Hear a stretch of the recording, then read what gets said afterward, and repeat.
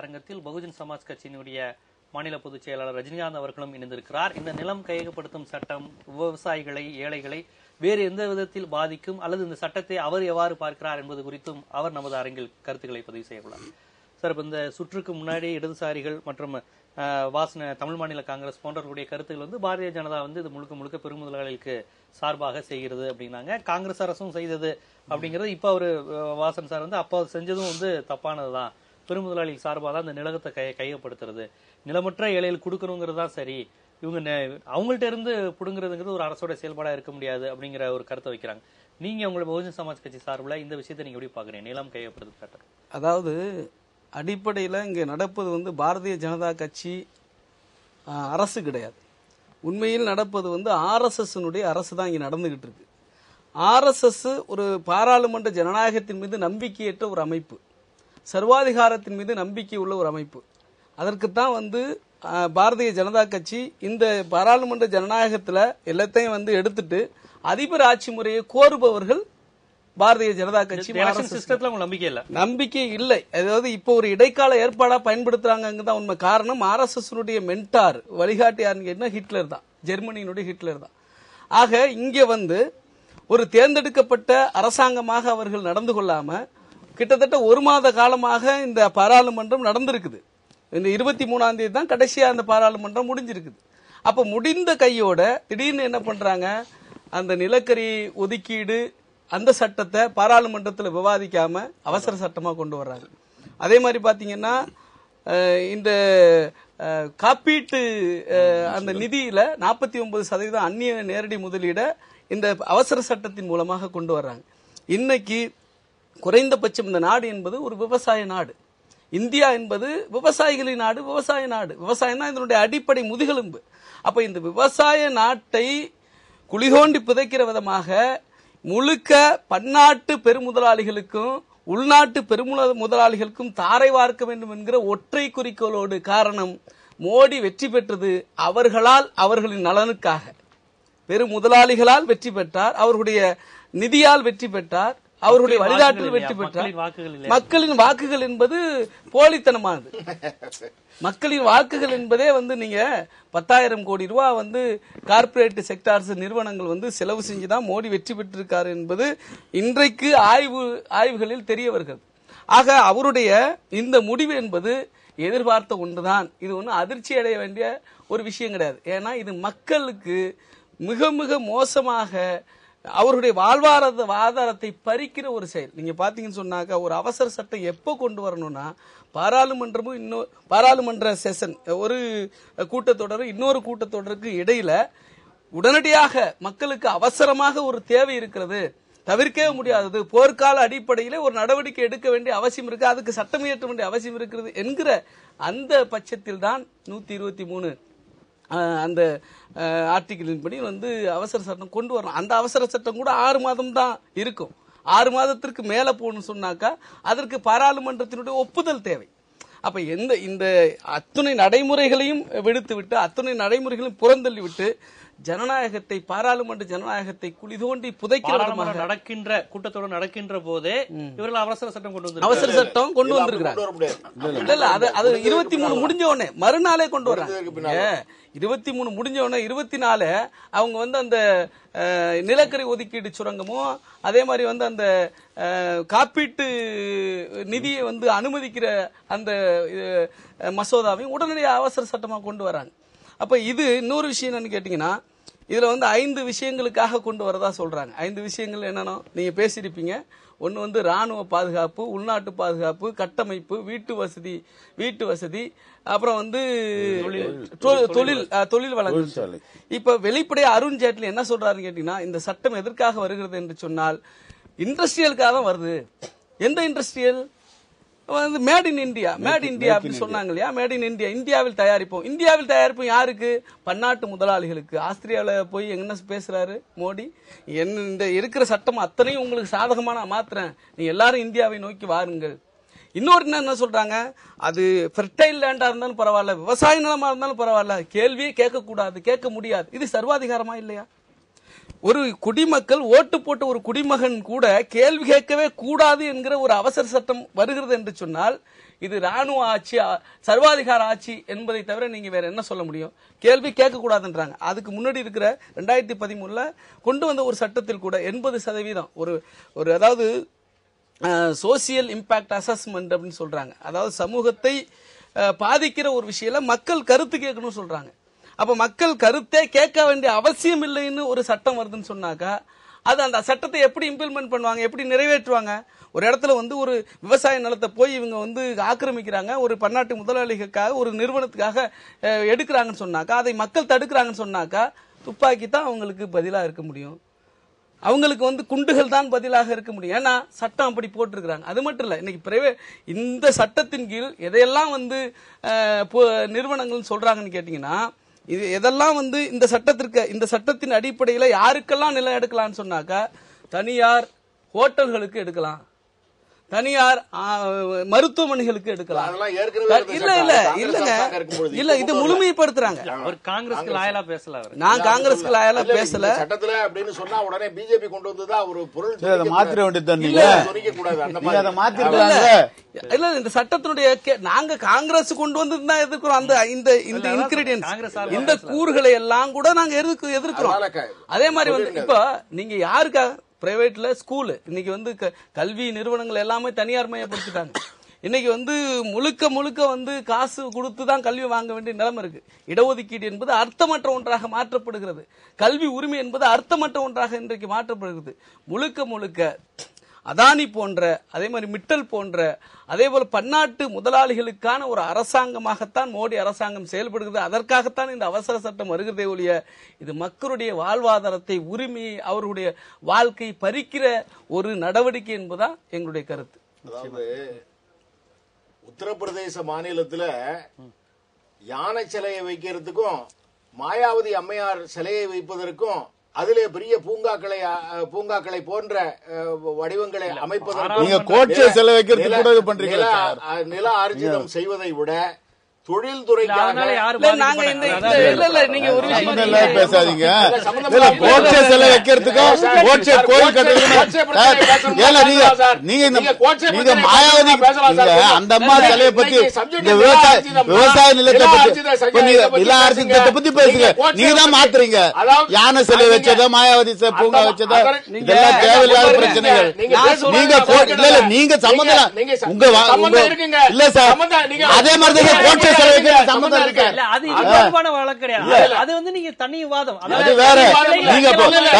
நீங்க அந்த சிலை வைக்கிறது தப்புனா கோட்சை சிலை வைக்கணும் சொல்லுங்க. கோட்சை சிலை வைக்கலான்றது எந்த நியாயம்? கோட்சை கோயில் கட்டலான்றது எந்த நியாயம்? குற்றச்சாட்டு சொல்றாங்கன்னா நாங்க பெருமுதலாளிகளுக்கும் அதானிகளுக்கும் அது ஊருக்கே தெரியுமா சார்? சார் கொஞ்சம் இருங்களேன் சார். ஏன் சார் நீங்க நீங்க சப்ஜெக்ட்டுக்கு வாங்கன்னா நீங்க சப்ஜெக்ட் விட்டு போக கூடாது. நீங்க சப்ஜெக்ட் விட்டு போகாதீங்க. மாதிரி அவங்க குற்றச்சாட்டுகள் அதானிகளுக்காக நாங்கள் நில ஆர்ஜிதம் செய்கிறோம் அப்படின்னு சொன்னா தொழில்துறையை வளர்ப்பதற்கு நாங்கள் நில ஆர்ஜிதம் செய்வது சரியானது.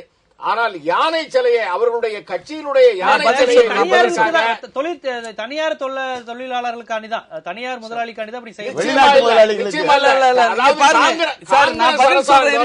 நான் பதில் சொல்றேன் சார். ஒரு நிமிஷம் இருங்க சார். காங்கிரஸ் பெருமுதலாளிகளுக்கும் கார்பரேட் கம்பெனிகளுக்கும் நில அர்ஜிதம் செய்து நிலங்களை கொடுத்தது. அதானிக்கு யார் கொடுத்தா? அதானிக்கு யார் கொடுத்தா? அதானிக்கு யார் சார் குஜராத்ல கொடுத்தா?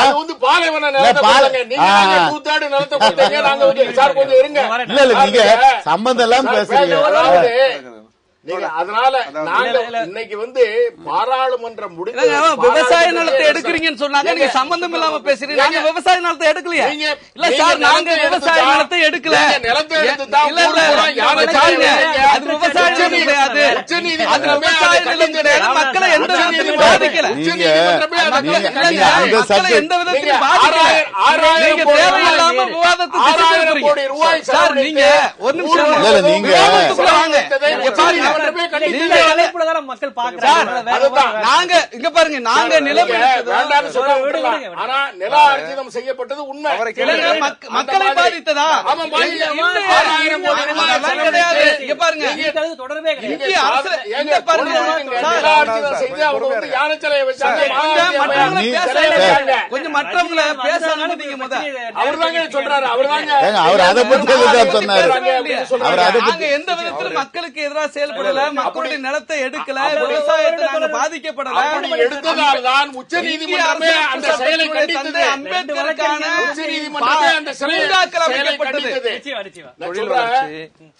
தொழில் வளர்ச்சிக்கு அடித்தளமிட்டது ஜவஹர்லால் நேரு. அவர்தான் நவ இந்தியாவுடைய சிற்பி. 5 ஆண்டு திட்டம் இல்லாமல் இந்தியாவினுடைய தொழில் வளர்ச்சியோ பக்ரானங்கள் போன்ற பிரம்மாண்டமான திட்டங்களோ நிறைவேறிருக்காது. நீங்க வந்தவுடன் 5 ஆண்டு திட்டத்தின் மீது அடி கொடுத்தீங்க. அவர் சொன்னது 100% உண்மை.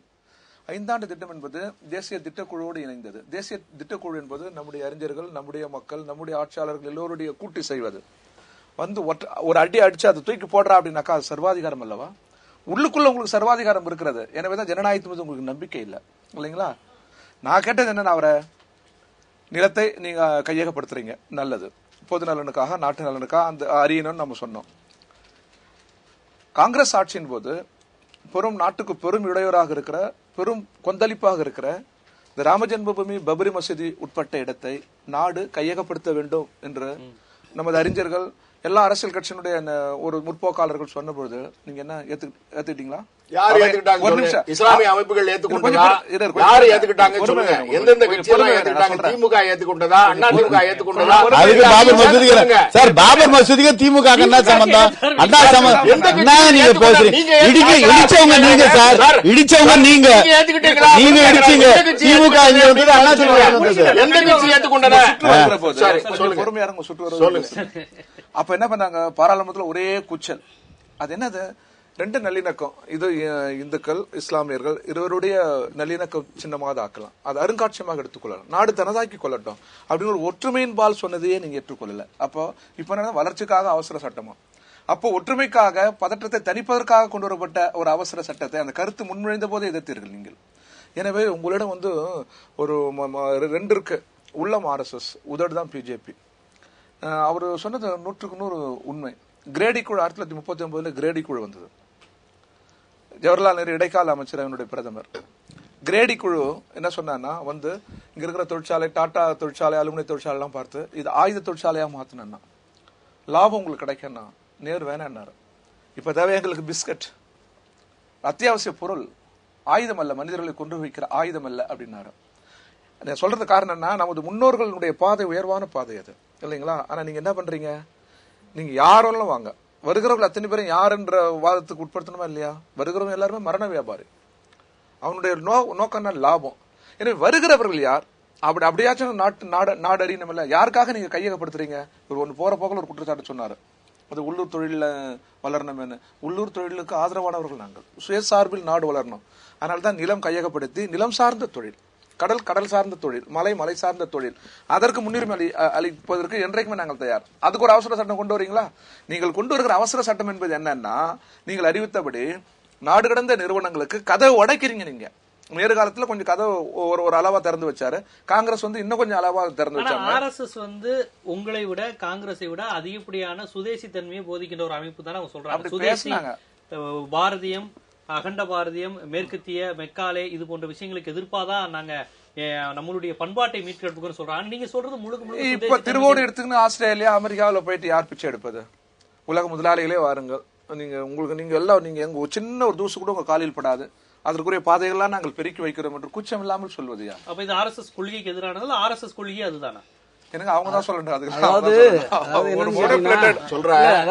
மக்களை ஏமாற்றுவதற்கு எந்த நேரத்தில் எந்த முழக்கத்தை வைக்க வேண்டுமோ அந்த முழக்கத்தை வைப்பார்கள். அதுல அவர்களுக்கு எந்த கொள்கையும் கோட்பாடும் நேர்மையும் கிடையாது. அந்த முழக்கத்தெல்லாம் அதாவது என்னன்னு கேட்டீங்கன்னா, மக்களை உள்ளூர் தொழிலால் வந்து பெரும் நிலங்களோ ஆறுகளோ பெரிய அளவில் பாதிக்கப்படுறது இல்ல. நாடு கடந்த நிறுவனங்களால் தான் ஒரு நாடே பெரிய அளவில் அழிவு ஏற்படும். அதுக்கு சின்ன உதாரணம் யூனியன் கார்பன் டை.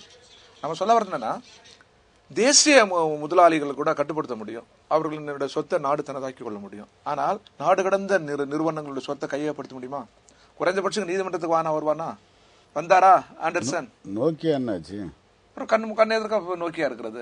எனவே இந்த நாடு கடந்த நிறுவனங்களை நீங்க உங்களுக்கு ஏன் பெரிய ஆவல் இருக்கிறது? அதான் அவர் சொல்றாரு. உங்களுக்கு தேர்தலில் நீங்க கூச்சம் இல்லாமல் நிதியை பெற்றீர்கள். அந்த நிதி ஒரு காரணியாக இருந்தது. மக்கள் வாக்களித்தார்கள் என்பது வேறு. அப்போ கூட நீங்க 31% தான், 69% சிதறி போச்சு. நாங்க சொன்ன போது யாரும் கேட்கல. 31% தான் நீங்க பெரும்பான்மை எதிரில் இருக்குது உங்களுக்கு. நீங்க ரொம்ப குறைவு. அதாவது நான் 49 லட்சம் நாங்க 60 இடங்களை போட்டிட்டு இடதுசாரிகள் 2.5 கோடி வாங்கியிருக்கிறோம். வாக்கு ரொம்ப குறைவுதான்.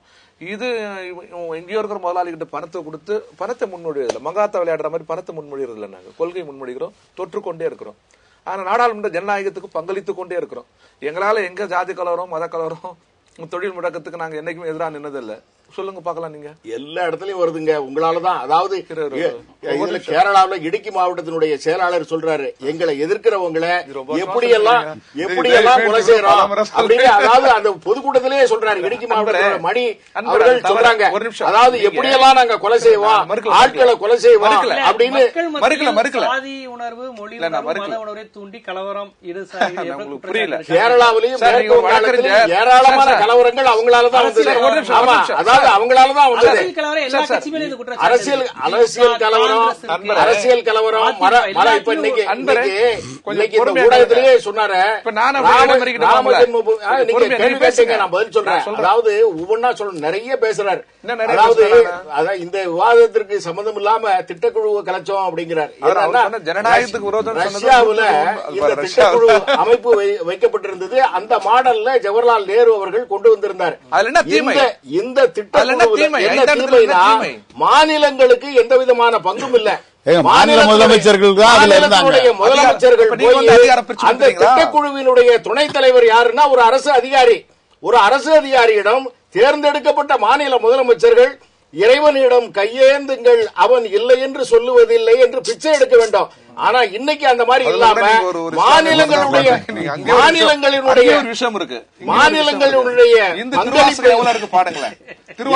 நல்ல அழகான நாகூர் அனிபாவோட பாடல நான் வந்து உதாரணமா சொல்றேங்க. ஒரு விவாதத்துல வந்து அழகான நாகூர் அனிபாவினுடைய பாடல ஒரு நிமிஷம் நான் பதில் சொல்லிடுறேன். சுதேசி தன்மை என்பது அடிபட்டு போகுது. இல்ல அப்படி இல்ல.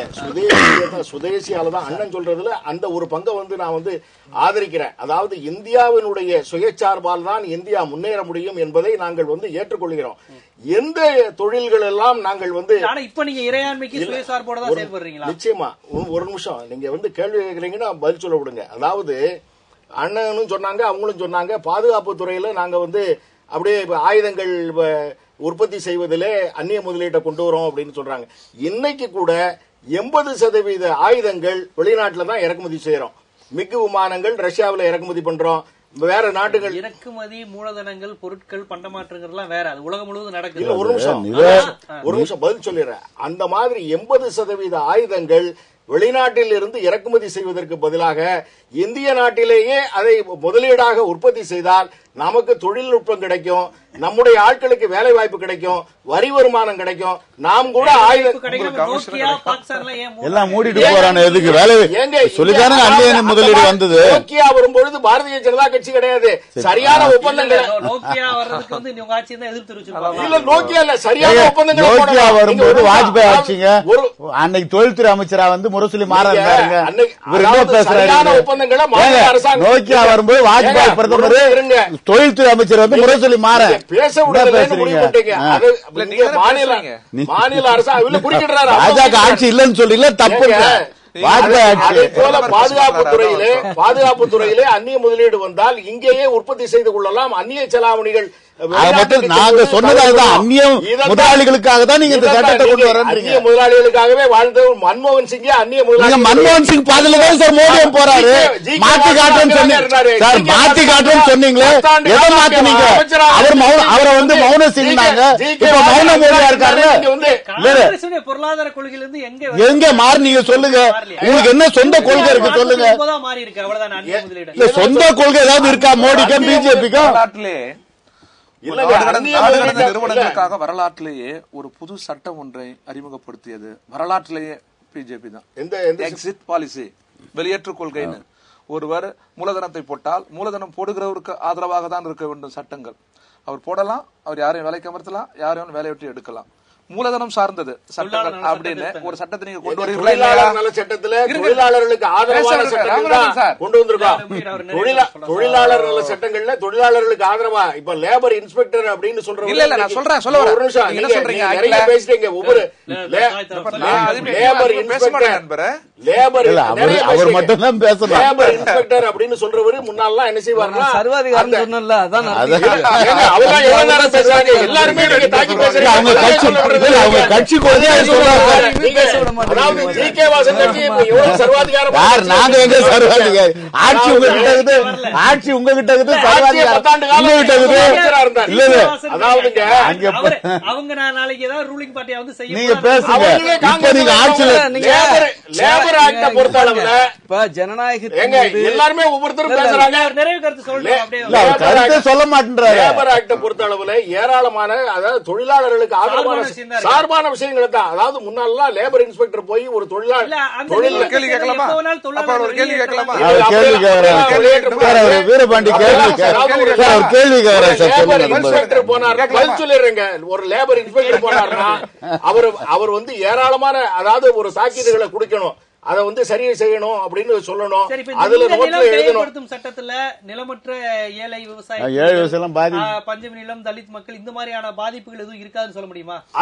அதுலயே நல்ல கேள்வியை கேட்டீங்க. அதாவது வீடு கட்டும் திட்டங்களுக்கு முன்னுரிமை அளிப்போம் அப்படின்னு இந்த 5 திட்டங்களில பாதுகாப்பு மட்டும் இல்ல, ஏழை மக்களுக்கு தலித் மக்களுக்கு வீடு கட்டுகின்ற திட்டத்திற்கும் இதுல முன்னுரிமை அளிக்கப்படும் அப்படின்னு சொல்லியிருக்காங்க. அதுல இருக்கு 5ல ஒன்று வீடு கட்டும். வீடு தலித்துக்குன்னு இருக்கா? வீடு கட்டி தலித்துக்குன்னு இல்ல சார், வீடு கட்டுகின்ற திட்டத்துக்கு. இப்போ வந்து டிஎல்எஃப் மாதிரி ஒரு கம்பெனி வந்து வீடு கட்டுறனா இல்ல கொடுப்பீங்க? அரசாங்க அரசு வீடு சிறப்பு உட்கூறு திட்டம், தாழ்த்தப்பட்ட மக்களுக்கு ஒதுக்கப்படுகின்ற திட்டம், பணம் எல்லாவற்றையும் இங்க தமிழ்நாடு அரசு மேல அப்படி குற்றச்சாட்டு இருக்கு. 2 கட்சிகளும் திமுக இவங்க இந்த மானியம் சொல்லி வழங்குற எல்லாமே தலித் மக்களுக்கு வழங்கப்படுகின்ற அந்த தாட்கோ போன்ற பல்வேறு சிறப்பு உட்கூறு திட்டத்தை தான் அவங்க மானியங்கிற பேர்ல இலவசமா வழங்குறாங்க. ஒரு குற்றச்சாட்டு இருக்கு. இருங்க, இந்த பெரியார் குற்றச்சாட்டு இருக்கும்போது இதுல நிலமும் அடங்குது. தலித் மக்களுக்கான நிலம், படிப்பு வசதிக்காக மத்திய அரசு ஒதுக்குற பணம் தான் இந்த அரசுகள் மானியங்கிற பேர்ல கொடுக்கறாங்க. குற்றச்சாட்டு இல்ல, அதை நீங்க ஒத்துக்குவீங்க. என்ன சொல்ல வர, பெரியார் நினைவு சமத்துவபுரத்திற்கு 75% மேல அடல் பிகாரி வாஜ்பாய் அவர்கள் தான் பணம் கொடுத்தார். அந்த திட்டமே எல்லா மத்திய அரசும் கொடுத்தாரு. அவங்க வீட்டுல இருந்து எடுத்துட்டு வந்து கொடுத்தாரு. அடல் பிகாரி வாஜ்பாய் அவங்க வீட்டுல இருந்தா கொண்டு வந்து கொடுத்தாரு. இல்ல மத்திய தலித் மக்களுக்கான உட்கூறு திட்டத்தை இந்த திமுக 2 பேருமே மானியங்கள் வழங்கி வாக்குகளா மாறுறாங்க. அது தலித்துகளுக்கு வர வேண்டிய சிறப்பு திட்டம். நடுவர் அரசு பணத்தை இப்படி அவங்க வீணடிக்கிறாங்கன்னு சில தலித் அமைப்புகள் குற்றச்சாட்டு வச்சிருக்காங்க. இந்த சூழ்நிலையில் 70 விழுக்காடு 80 விழுக்காடு நிலத்தை எந்த ஒரு நிபந்தனையும் இல்லாமல் பெற்றுக்கொள்ளாங்கிற மாதிரி திட்டம், கண்டிப்பா இது ஏற்கனவே அந்த திட்டம் சரியா இல்லைன்னு குறை இருக்க தமிழகம் போன்ற இதுல இது பிரச்சனையா இருக்குமா இல்லையா? இல்ல நீங்க அதுக்கெல்லாம் அலாட் பண்ணிட்டீங்களா கரெக்டா? அதாவது நீங்க 80% 70% இல்ல 50% நில உடைமையாளர்கள் ஒத்துக்கொண்டாதான் இந்த நிலத்தை வந்து ஆர்ஜிதம் பண்ண முடியும். இதை வந்து மத்திய அரசாங்கம், அதாவது இது இங்கே தமிழ்நாடு மட்டும் ஏராளமான மாநிலங்களிலே ரொம்ப முக்கியமான தலித் மக்களுக்கு சட்டம் என்னன்னு தெரியாம 50% 70% எல்லாம் எடுத்தாச்சு.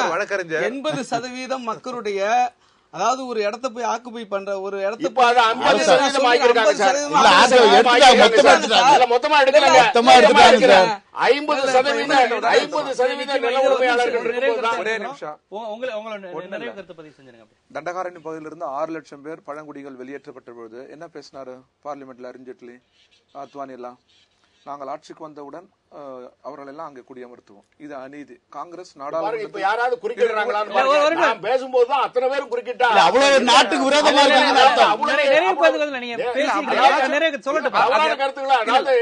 கருத்துக்களா மக்களுக்கு போட்டு அந்த மாதிரி கருத்துக்களை நான் சொல்லும்போது சம்பந்தம் இல்லாம குறுக்கிடுறாங்களா? அதாவது காங்கிரஸ் கட்சியின் கொள்கையால் தண்டகாரண்ய பகுதியிலிருந்து வெளியேற்றப்பட்ட பழங்குடிகளுக்கு மீண்டும் அவர்களை குடியமர்த்துவதற்கான முன்முயற்சிகளை நாங்கள் எடுப்போம் மேனிபெஸ்டோலையும் சொன்னீங்க, வாக்குறுதியும் கொடுத்தீங்க. அதற்கும் ஏதாச்சும் ஒரு அவசர சட்டம் போட்டு நடவடிக்கை எடுத்தீங்களா?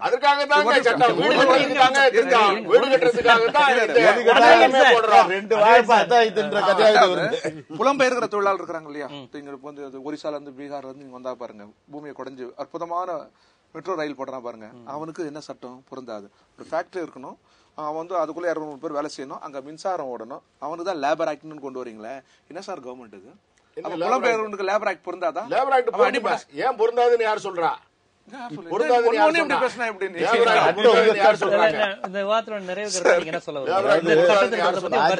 பாரதிய ஜனதா கட்சி அரசை பொறுத்தவரை இன்றைக்கு ஏழை விவசாயிகளுடைய வயிற்றில் அடிக்கக்கூடிய காரியத்தை இந்த நில சீர்திருத்த சட்டத்தின் மூலமாக, கையகப்படுத்துகின்ற சட்டத்தின் மூலமாக வேலை வாய்ப்பு வராதா சார்? அட்வொகேட் சார் ராமநாதன் சொல்ற மாதிரி வேலை வாய்ப்புகள் வர வாய்ப்பு இருக்கு. வேலை வாய்ப்புகள் வந்துங்க, அதாவது அவன் நம்ம கிட்ட இருந்து பணத்தை சம்பாரிச்சு கொண்டு போயிட்டு ஒரு கட்டத்துக்கு பிறகு இந்த ஊரை விட்டு அவன் போயிடுறான். ஒரு தொழில் வரும், 100 உள்ளூர் தொழில் அழியும். ஆமா, நம்ம உள்ளூர் தொழில் அழிவதோடு மட்டுமல்ல, நம்முடைய தொழிலாளியை கூட இன்றைக்கு வேலை இழந்து நடுத்தரில் நிற்கக்கூடிய நிலைமைதான். நோக்கியா கம்பெனில இருக்கிற பல குடும்பங்கள் 30,000 ரூபாய் சம்பளம் வாங்கிட்டு இருந்தோம், அதை நம்பி வீடு வாங்கணும். இன்னைக்கு இந்த கம்பெனியை மூடிட்டான், நான் லோனையும் கட்ட முடியாம நடுத்தரில் நிக்கிறேன். அதுக்கு இந்த அரசாங்கம் தான் காரணம்னு மத்திய அரசாங்கத்தை திட்டக்கூடிய நிலைமைதான் மக்கள் மத்தியில். அரசாங்கம் தான் இதை பெருமையா சொல்லிக்கிட்டு இருந்தாங்க, நீங்க இருந்தீங்க, நீங்க ஆதரிச்சுக்கிட்டு இருந்தீங்க. உடனே மத்திய பொதுவாக என்ன சொல்லுன்னா, உங்க மத்திய அரசாங்கம்னா நீங்க மத்திய அரசாங்கம்னா நீங்க தான் 10 ஆண்டு காலம் ஆட்சியில் இருந்தீங்க. நான் சொல்ல வரத புரிஞ்சுக்காம பேசாதீங்க. மத்திய அரசாங்கத்தை பொறுத்தவரை நம்முடைய ஏழை எளிய மக்களுக்கு எதிரான ஒரு அரசாங்கத்தான் தொடர்ந்து இருந்து கொண்டிருக்கிறது. இன்றைக்கு கொண்டு வருகின்ற இந்த சட்டம் கூட ஏழைகள் வயிற்றில் அடிக்கின்ற சட்டம் தான்.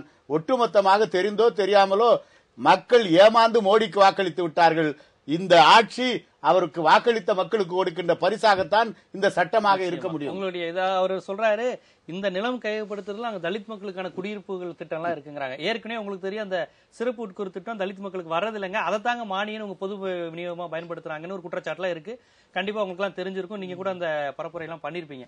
இந்த சூழ்நிலையில இந்த திட்டத்தின் மூலமாக அவர் தலித் மக்களுக்கு நன்மை கிடைக்குன்னு சொல்றாரு, இதை எப்படி பாக்குறீங்க? தலித் மக்களுடைய வாழ்வாதாரத்தை பறித்து அவர்களை மேலும் நாடோடிகளாக மாற்றுகிற சட்டத்தை தான் இப்ப கொண்டு வந்திருக்கிறாங்க.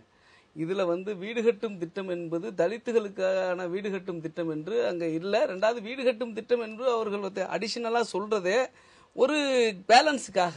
இது அதுல உண்மை கிடையாது. உண்மையான விஷயம் என்னன்னு கேட்டீங்கன்னா, பெரும் முதலாளிகளுக்கு சாதகம் செய்வதற்குத்தான் இந்த சட்டம். இன்னொரு விஷயம் என்னன்னு கேட்டீங்கன்னா, கடந்த 10 ஆண்டுகளுக்கு மேலாக, குறைந்தபட்சம் ஒரு 14 ஆண்டுகளாக 14 கோடி ரூபாய், 14,000 கோடி ரூபாய், மன்னிக்கணும், 14,000 கோடி ரூபாயை திமுக அண்ணா திமுக அரசாங்கம் தலித் மக்களுடைய அந்த பணத்தை செலவு செய்யாமல் திருப்பி அனுப்பியிருக்கிறது.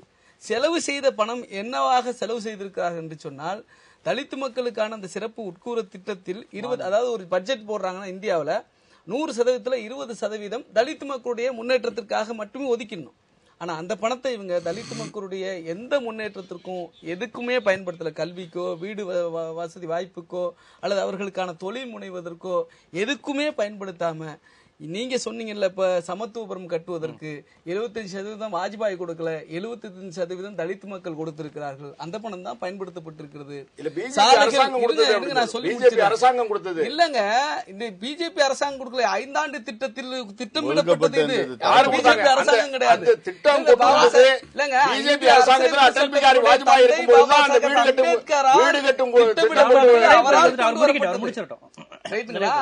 இப்ப பாபா சாஹேப் அம்பேத்கரால் கொண்டு வரப்பட்ட திட்டம் இது, வாஜ்பாயால் கொண்டு வரப்படவில்லை. வாஜ்பாயும் அதுக்கு ஒன்றும் செய்யல. அது மட்டும் இல்ல, இந்த சாலைகள் போடுவதோ, அழகழகான பாலங்கள் கட்டுவதோ, அல்லது இந்த புதிய தலைமைச் செயலகம் ஒன்று கட்டினாங்களா அதுக்கு, அப்புறம் காமன்வெல்த் விளையாட்டுகள் நடத்தினாங்களா அதுக்கு, எல்லாத்துக்குமே இந்த தலித் மக்களுக்காக ஒதுக்கப்பட்ட சிறப்பு உட்கூறு நிதி திட்டத்தினுடைய நிதிகள் தான் பயன்படுத்தப்பட்டது. இந்த மக்களுக்காக அது பயன்படுத்தப்படவே கிடையாது. மாநில அரசு, நடுவண் அரசு இரண்டுமே குற்றச்சாட்டு. ரெண்டுமே 4 லட்சம் கோடி, அதாவது 4 லட்சம் கோடி ரூபாங்க. மாநில, அதாவது மத்திய அரசாங்கம் கொடுக்கணும்னா 4 லட்சம் கோடி ரூபாய், மாநில அரசாங்கம் கொடுக்கணும்னு சொன்னாக்கா இன்னைக்கு 18,000 கோடி ரூபாய் செய்யல.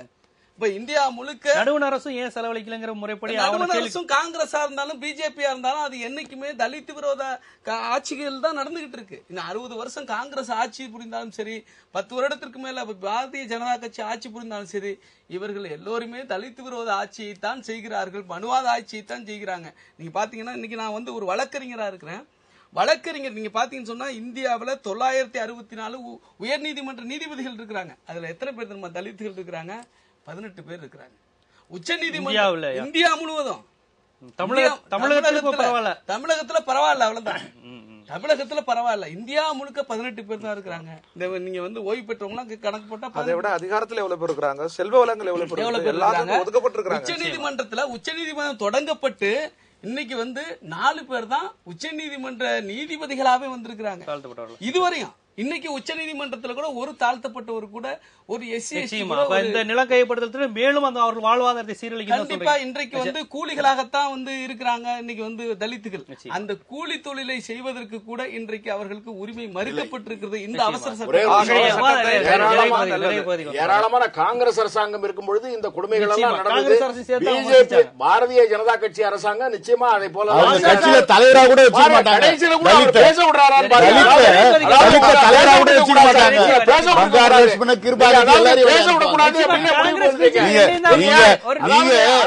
பிஜேபி தலித்துகளுக்கு எதிரி அப்படின்னு ஊருக்கே தெரியும். பிஜேபி வந்து காங்கிரஸ்ல சேர்ந்துட்டீங்களா? எப்ப சேர்ந்தீங்க காங்கிரஸ்ல? இவர் எப்ப சார் காங்கிரஸ்ல சேர்ந்தாரு? காங்கிரஸ்ல எப்ப சேர்ந்தாரு?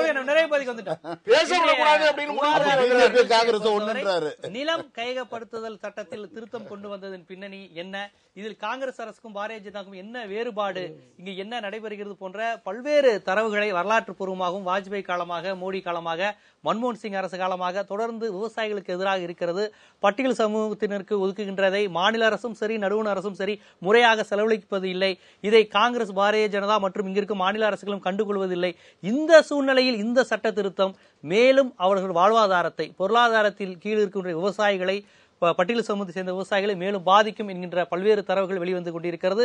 இது தாழ்த்தப்பட்ட விவசாயிகளை பாதிக்காது என்பதை தொடர்ந்து ஆழமாக நடுவண் அரசு சார்பாக வழக்கறிஞர் ராமநாதன் அவர்களும் நமது விவாத அரங்கில் பதிவு செய்தார். இந்த விவாத அரங்கில் கலந்து கொண்டு பல்வேறு கருத்துக்களை எடுத்துரைத்த தமிழ் மாநில காங்கிரஸ் கட்சியை சேர்ந்த முனவர் பாஷா அவர்களுக்கும், இந்திய பொதுவுரிமை கட்சியை சேர்ந்த வீரபாண்டியன் அவர்களுக்கும், பகுஜன் சமாஜ் கட்சியினுடைய மாநில பொதுச் செயலாளர் வழக்கறிஞர் ரஜினிகாந்த் அவர்களுக்கும், பாரதிய ஜனதா கட்சியினுடைய முக்கிய பிரமுகர் வழக்கறிஞர் ராமநாதன் அவர்களுக்கும் எங்களுடைய நன்றியை தெரிவித்துக் கொள்கிறோம். மீண்டும் விவாத அரங்கம் நிகழ்ச்சியில் சந்திக்கும் வரை உங்களிடமிருந்து விடைபெறுவது ஜீவசகா.